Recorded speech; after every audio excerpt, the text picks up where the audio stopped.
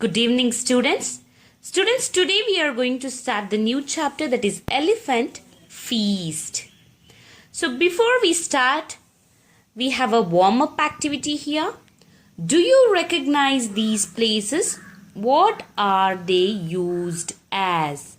So here I have a beehive, and here I can see the bird nest, and here we can see the home of ants, and here we have a tent house.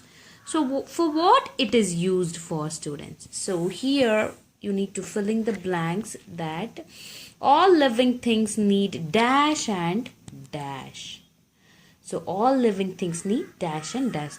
This you need to find out, students. You have to fill in this warm-up activity. So let's go to the chapter here. Here I have a ILP video I am sharing to you, students. Please watch the video. Later I will explain it to you. Elephant Feast by Suchanda Sarkar. The children snuggled up to Grandma. It was story time, and Grandma had many interesting stories to share. "Tell us one of your forest stories, Grandma," said Seher. "Yes," said Sadat. "Tell us one about a tiger." "No, tell us one of your elephant stories, like the one about the newborn elephant calf that made you fall, or the one about the wild elephant that rubbed its back against your house and you thought it was an earthquake.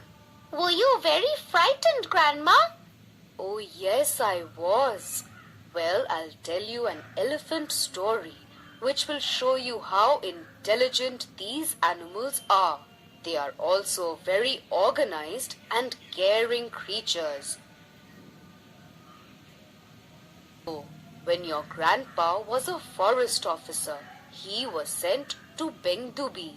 It is a forest outpost near Siliguri at the foothills of the Himalayas. That area is known as the Dwars, which means doors to the mountains.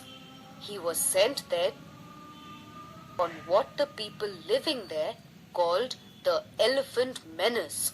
Wild elephants were wandering into rice fields and eating up the crops at night.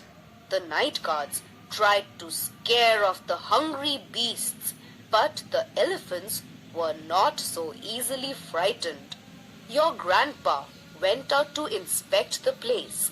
He found a large part of the forest had been cut down. Only a very narrow part of the old forest area remained, and the elephants lived there.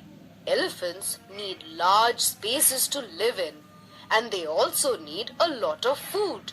The people had taken these away. How would you feel if your home was taken away and you didn't have enough to eat?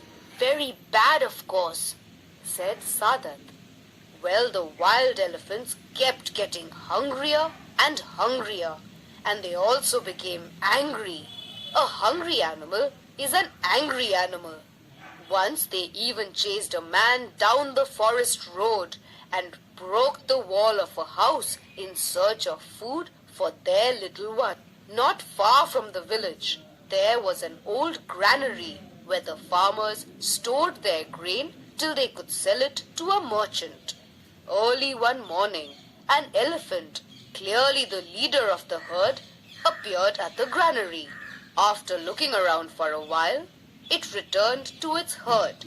A little later, two men who were on their way to the granary saw the herd move towards the granary in an almost military order. The alarmed men speedily climbed a banyan tree and hid themselves among its leafy branches. They watched the elephants. The walls of the granary were thick and strong, but the elephants seemed to have a plan. One elephant went around it, as if inspecting it. One of the largest elephants of the herd then took up position at a corner of the granary and started hitting the wall with its tusks. When it was tired, another took over, and then another, till several bricks gave way. An opening was created, and soon it was made larger and larger. When they had made a hole big enough for an elephant to enter, the herd divided itself into groups of 3 or 4, since only a few could find room inside. Then, one by one, each group entered the granary to feast on the paddy. When one group had eaten all it could, its place was taken by another. One of the elephants stood guard at a distance. After all the elephants had feasted to their fullest, the guard trumpeted loudly, and the herd rushed off into the forest. Wow, Grandma, Said Seher. that's just like an army raid. Yes, said Grandma. As I told you before, elephants are very intelligent creatures. Also remember that they are very caring, protective, and completely unselfish animals.